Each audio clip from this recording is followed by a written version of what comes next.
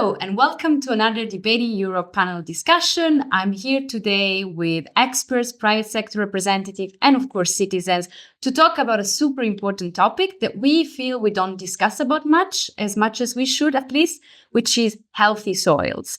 Indeed, when we think about soils, we may think about food or wine, but actually soils are a super important component of our environment because they also help in water management, managing climate regulation, protecting biodiversity. So they really are a source of life in our planet. And unfortunately, it is estimated that around 60 to 70% of the European Union soil, so a very huge portion, is not healthy.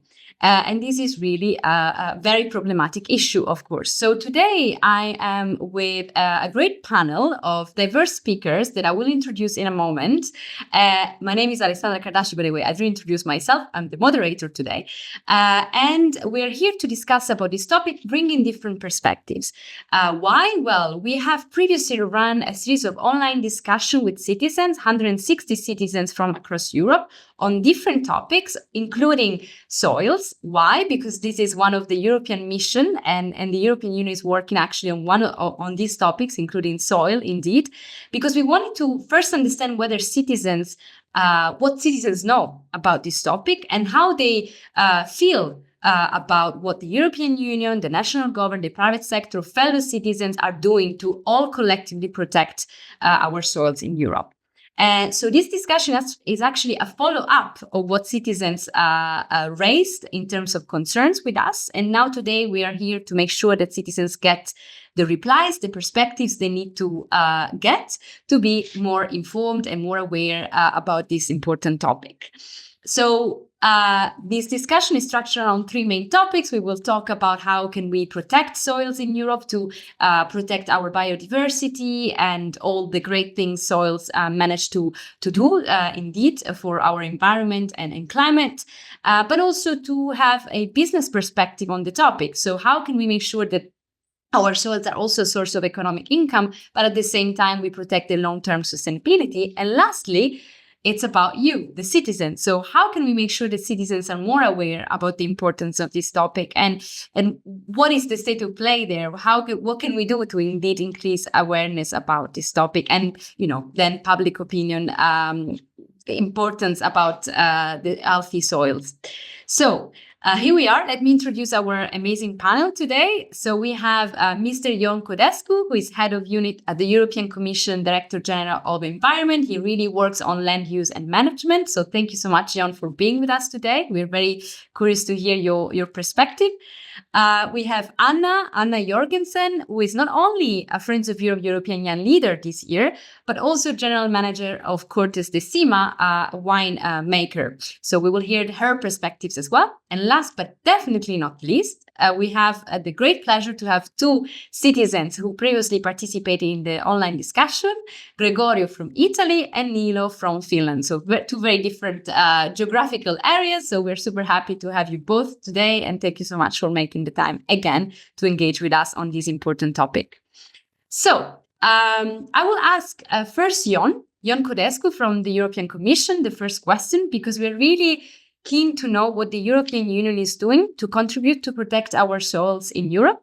Indeed, some of our citizens, for example, Betka from Czechia, actually really express worry, saying that the fields are empty of nutrients, but no legislation is in place to force crop rotation.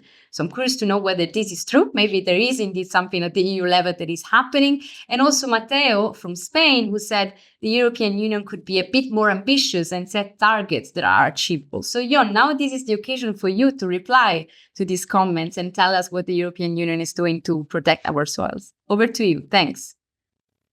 Yeah, first of all, thanks a lot for the invitation. Alessandra, I'm honored to be here in this panel with different views and coming from different parts. I think it's always useful for us in the Commission to be in touch with what is happening on the ground. It's also a very good opportunity today because it's the World Soils Day, so it's a good moment to discuss this. It's also true that it's not well known and acknowledged.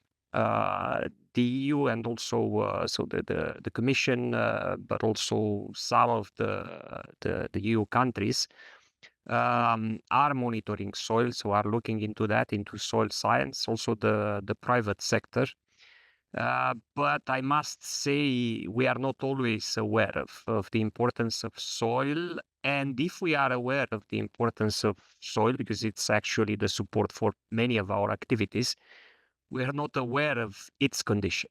And actually, that's one of the main initiatives that we have in the pipeline for the moment, and that's what we call the soil monitoring law and resilience. So basically, what we try to do is to have to put the basis of a better understanding of the soil condition. We've been doing in the at the level of the Commission soil monitoring since 2009, so we have an understanding. That's why we have the figures that you already quoted. The 60-70% of the soils are not in a good condition. It's based on the information we've been gathering. But if we know enough to be concerned about the soils, we do not know enough in order to be able to act on that. And this is the purpose of our legislative initiative. We proposed it as a directive. It's currently discussed between the co-legislators, so the Council and the Parliament. And we hope that it will see the light soon. It's very flexible, because also there are limitations in science, so we do not want to undermine anything with that. There are already some rules in place. I think you mentioned already the crop rotation. We have even rules on that in the common agricultural policy.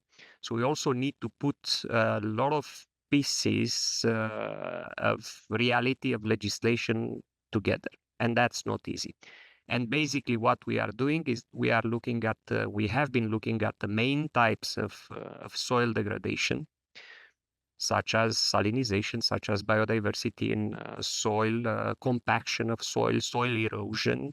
So the main factors that are affecting soils.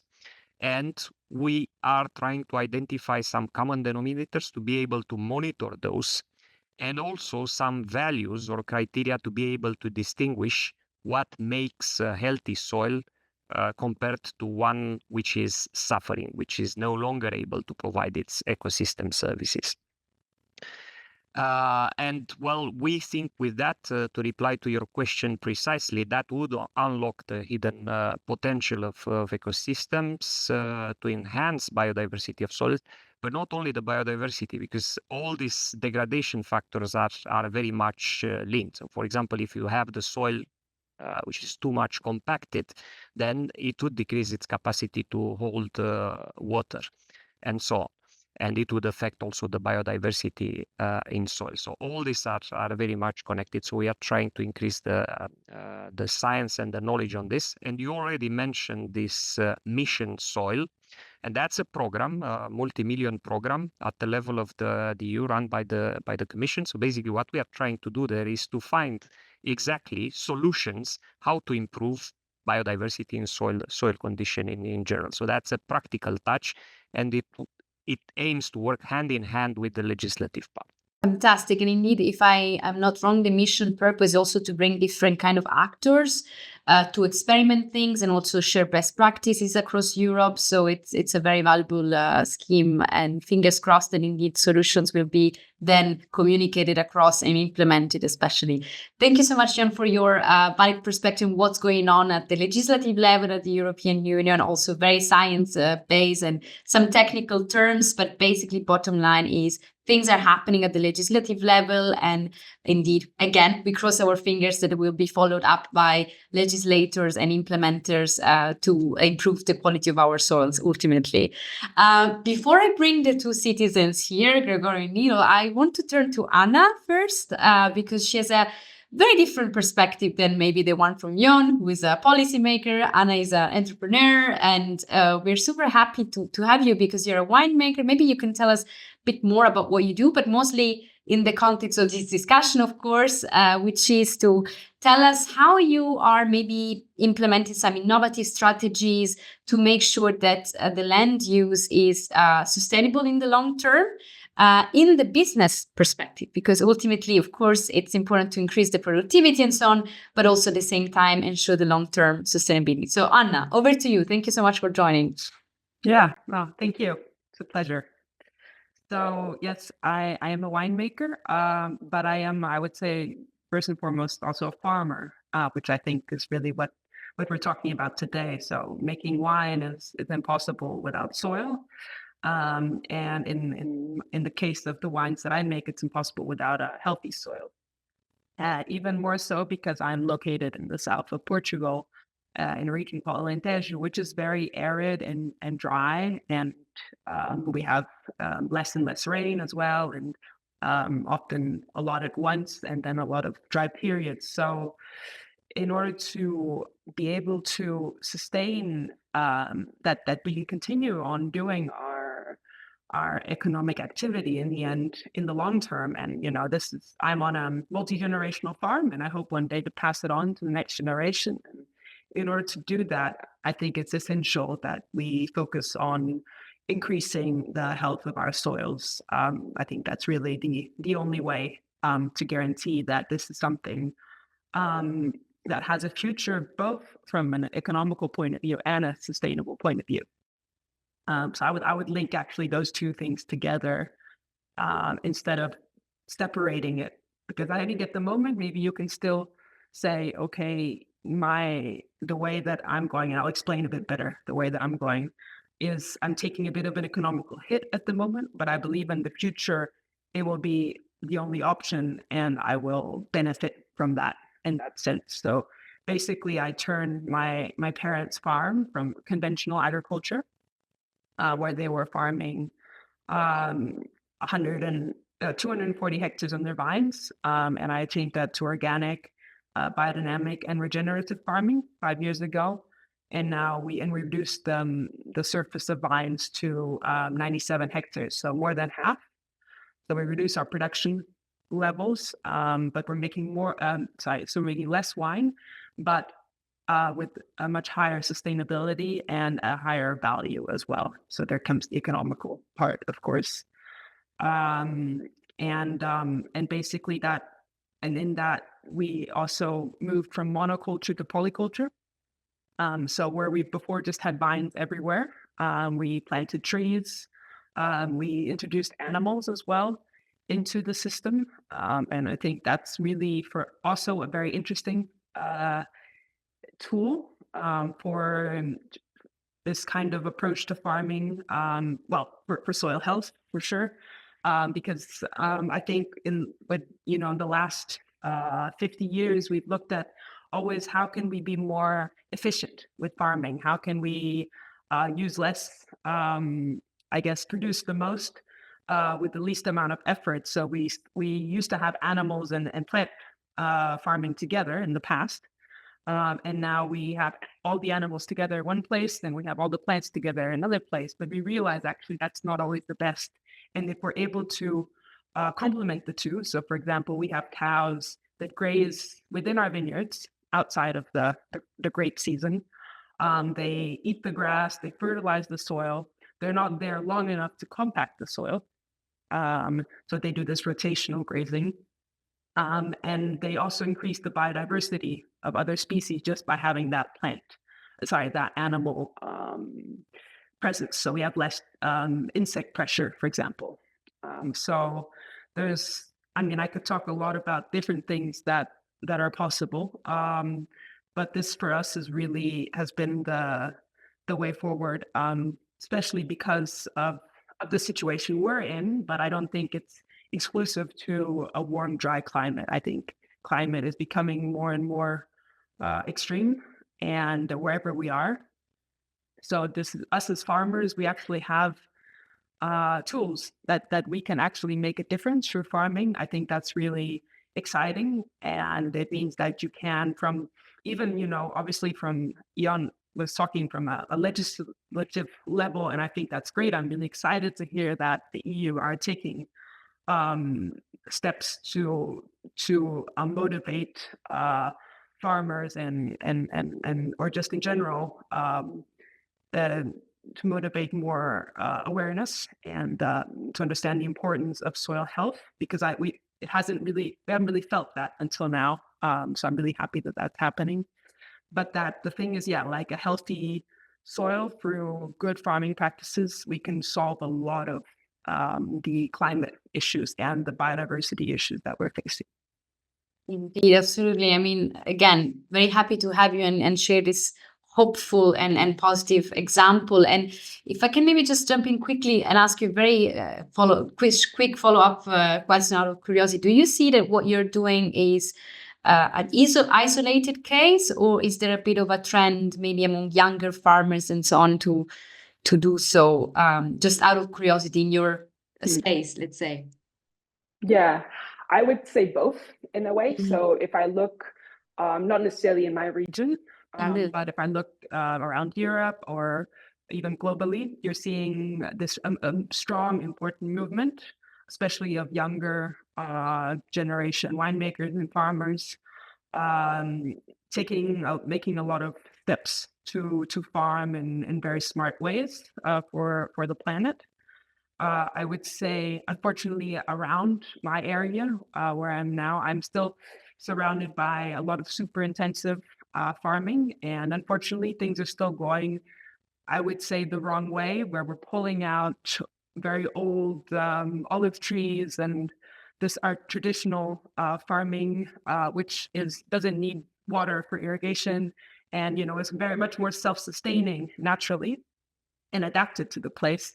Unfortunately, that's still being ripped out and putting super intensive farming where we're using lots of chemicals, where there's zero soil health because it's full herbicide, and basically we're moving closer and closer to desertification in that case because the soils are eroding, and unfortunately they're still getting subsidies from the EU to do that.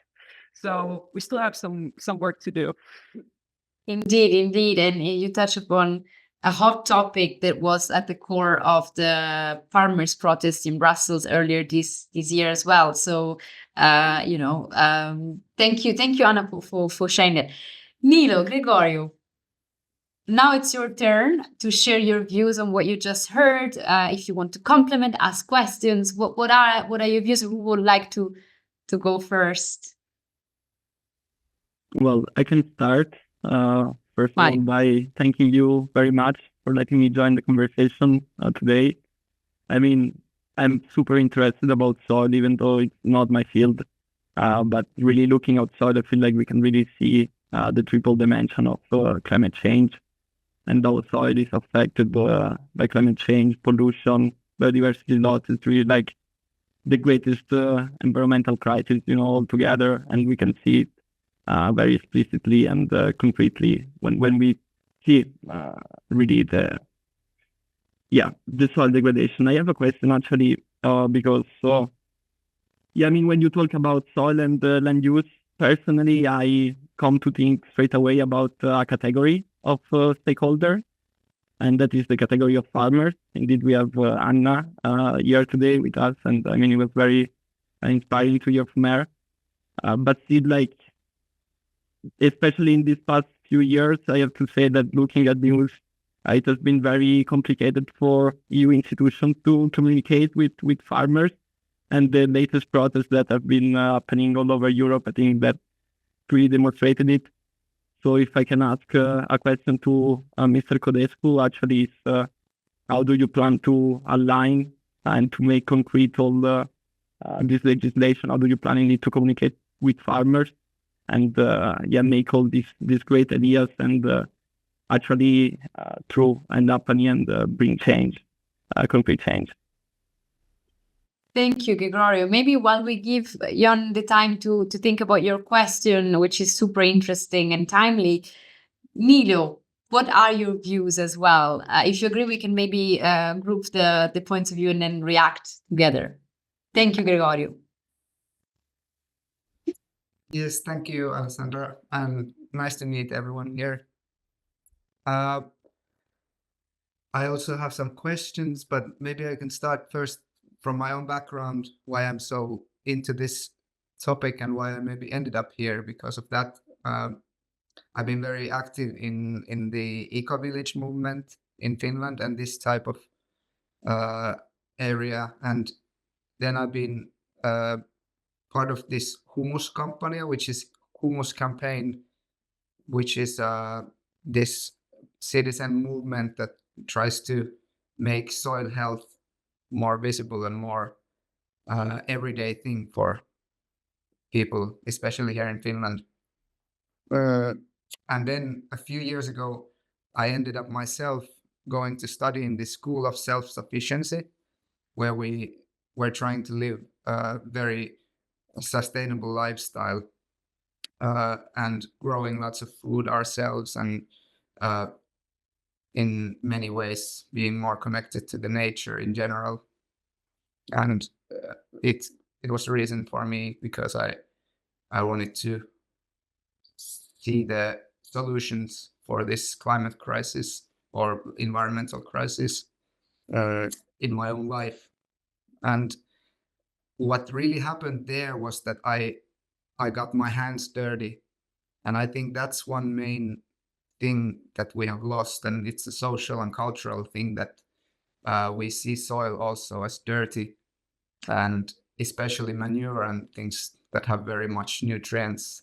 They are very icky, and this type of connection with nature has been lost in recent times in Europe also. And I think not many people anymore touch the soil and touch the manure and really actually understand how the life goes in cycles. We buy food that is completely lost its origin. And I think that's something that has been very interesting for me, how to reconnect with that. For example, last year we tried to buy some more carrots for our cellar, and it was impossible to find in Finland any carrots that, at least organic carrots, that wouldn't have been washed, and they don't survive that well in the cellar if they are not in they don't have the dirt in them. So that was just one sign that people don't want to like even see the soil in the food that they are eating. Except then there's these natural health shops that I've seen and I've tasted this, like Italian, for example, this clay that has been sold in bags, and it tastes amazing. Actually, I've been eating this like from a bag, this soil that they sell individually in health shops, and it's really healthy. It makes me feel really good. But I think the connection to nature could be more tighter in this sense. So maybe my question would be that, because I see that to go towards this tighter connection with nature and living more closer to the soil and touching it and feeling it and understanding cycles that support all life on the planet, I would like to see how would you maybe, I think anyone can answer these questions, but how could we maybe support that people would find their way to this kind of situations where they are able to understand more how the food is produced or grown. It's a magical thing. And how can we also have this connection no matter where you are, whether you're a farmer or a regular citizen or legislator or any type of person. So I think that's one thing that I would see beneficial. It's been changing my life at least. So it's really interesting to be here and to be able to share all of this. Thank you so much, Nilo. It's really great to have a very concrete contribution that also bring us back to the origins, if you like what you said about us not getting used to even touch the soil anymore because of our civilization progress also, this kind of connection got lost a little bit, and maybe we need to go back to that in a way and reapproach that to make people feel closer to this super important topic. And by the way, this very nicely leads me to the very last part of the panel discussion, which is about citizens and public opinion. And it's very much linked to what you were saying. Generally speaking, how can we get people more aware, interested, and conscious of the almost holy characteristic of soils, right? And that's an open question to all of you, actually. But I feel there is a lot to discuss, so we can start wrapping up towards this line. So I go to Jon to reply to first Gregorio's question, but also complement with this last point on citizens, and Anna, also over to you afterwards. Yeah, thank you, Gregorio, for the question. And by the way, Jon, I think we agreed that we would use the first name. Yeah, it's a very complex question on how we engage. Well, at the end of the day, we are a handful of people in Brussels. So we try to do our best, also working on policy, also communicating. I think there is always room for improvement. You mentioned the farmers. I think one particular action was this strategic dialogue, which was put in place by the president of the commission earlier this year, in which we tried to engage a bit, and with also with the view to put together, as Anna was mentioning earlier, these different dimensions: environmental objectives on one side, also economical, and also social. And it's also true that the farmers are in many cases as at this crossroads in not a very easy position, because they also need to make a living, and they also need to look after the environmental part of their work, of the land, and that's not always easy.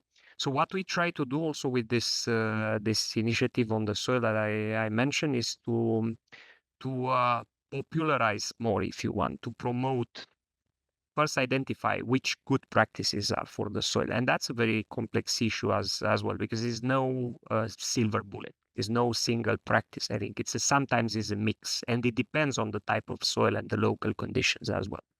So advising on soil, on how to improve the soil, but also keeping an eye on what's technically possible, what's also economically not so expensive, is not an easy task, but we try to do best of it.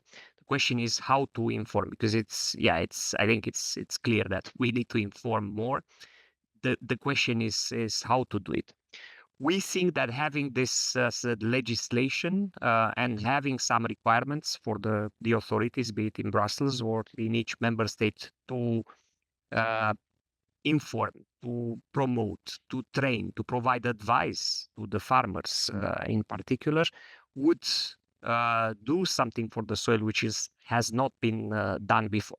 Because even now we have very interesting, but I'm also curious if you are aware, we have the so-called EU Soil Observatory, which gives you a map of the situation of soils across the EU, and you can zoom in and see the situation in your region.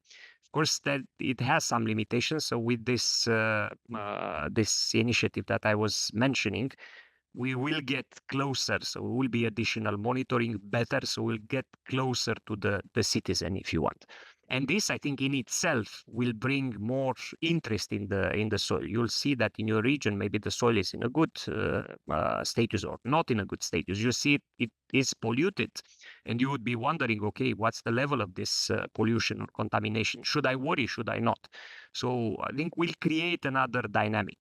But on the other hand, I think we need also other influencers, if you want. And I'm looking at you as citizens, but interested citizens who know more than others, probably, to inform those around you. And I'm also looking at myself, also, Alessandra.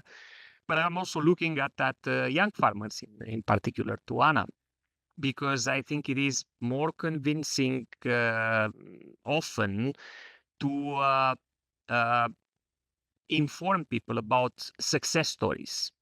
Well, I try to move from conventional farming, for example, to a more sustainable one, not only environmentally sustainable, but also economically sustainable.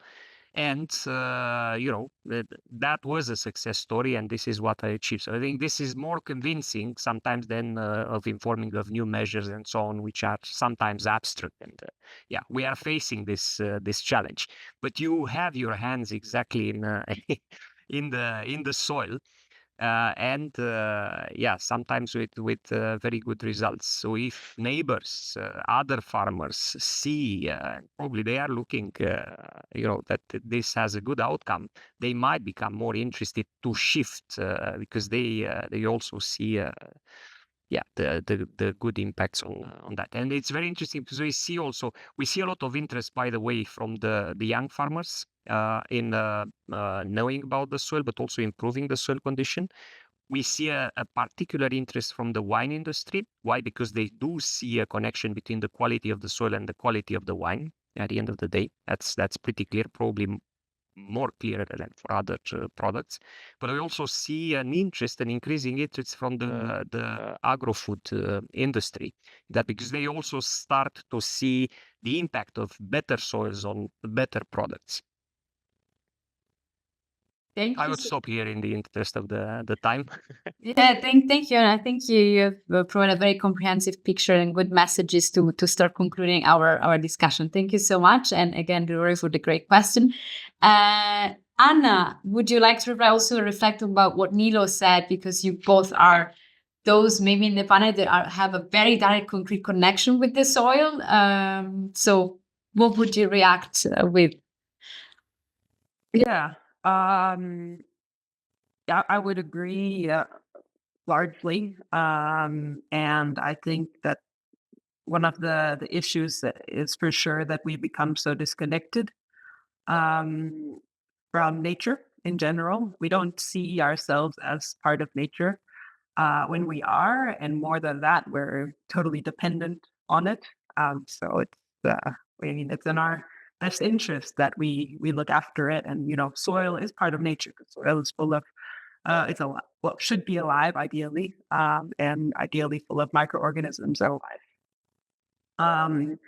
But it's true that even also like from a farming perspective, like when you go, or at least I'm not sure, it's about 10 years since, well, yeah, about 10 years since I studied, but um, back then at least you in agricultural college, you weren't really informed about, or you can really learn about the life in soil so much. And there was some, sorry, obviously to talk about microbiology. But if we just go back maybe a few decades, where a lot of farmers today are still from that, obviously from that time, I'm still young in that sense. Soil is often just seen as a physical support for a plant.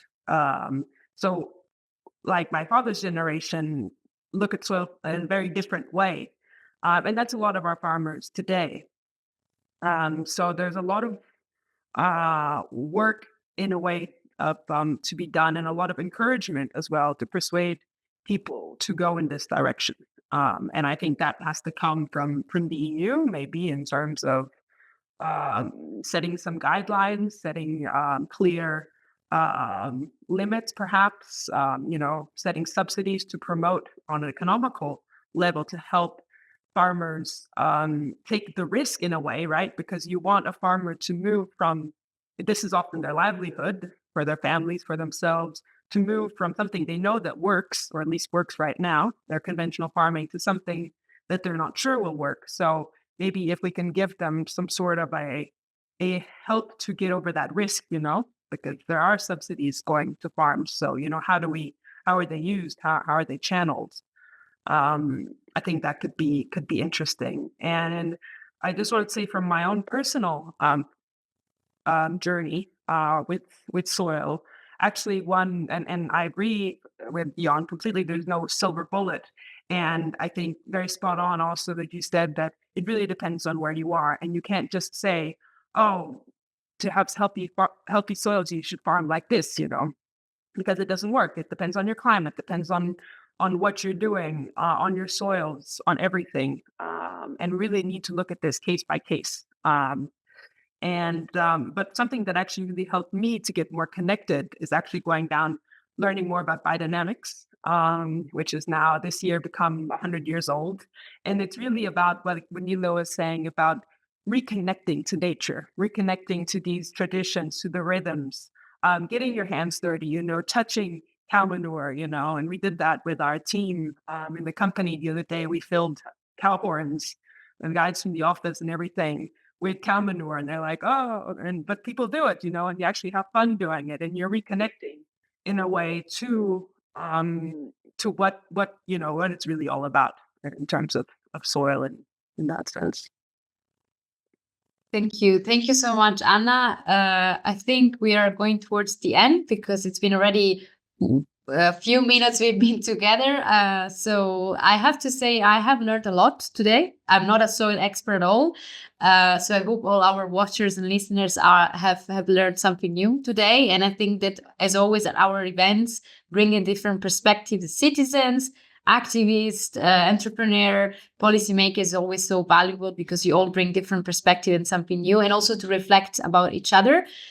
So stay tuned on other discussions like this. But before we say goodbye, I just want to wrap up by mentioning some of the key takeaways that I have thanks to this discussion. Well, first of all, there is a legislation in place. So to those who think that the European Union is not doing much, actually, there is a work in progress, actually, and hopefully you will see the results very soon with a lot of initiatives and indeed legislation. The mapping exercise is great also because it will generate information. And I really hope that media will pick it up as well, because as you said, Jon, knowing whether in your local area your soil is healthy or not may actually push you to be more activist to actually make it better, almost as a competition about who has the healthiest soil, right? Like a healthy competition, of course. The importance of training, and I just mentioned the biodynamic and always getting updated on the latest innovation and technology. The young farmers being a hope, hopefully, like the change of mindset, and the importance of understanding this is a cultural shift. So supporting farmers with training, but also maybe incentives, subsidies in a fair way, that they go where they should go, right? For the right direction, as Anna and many of you also stated. And lastly, let's not forget the importance of connection with nature. So in general, so maybe offering more initiative to people to, especially those live like me, living and always have lived in urban areas, to go and get your hands dirty, as Nilo put it, in a very concrete but effective way. So I think there is a lot of food for thought, staying on the topic, so for us to reflect. So I want to thank all of you, Jon, Anna, Nilo, Gregorio, for taking the time to be with us, to contribute, and ultimately encourage all of us to be messengers of what we said today and convince people around us on the importance of soil and inform others, as we said. Thank you so much. Stay tuned, and let's continue the discussion at Debate in Europe. Thank you very much.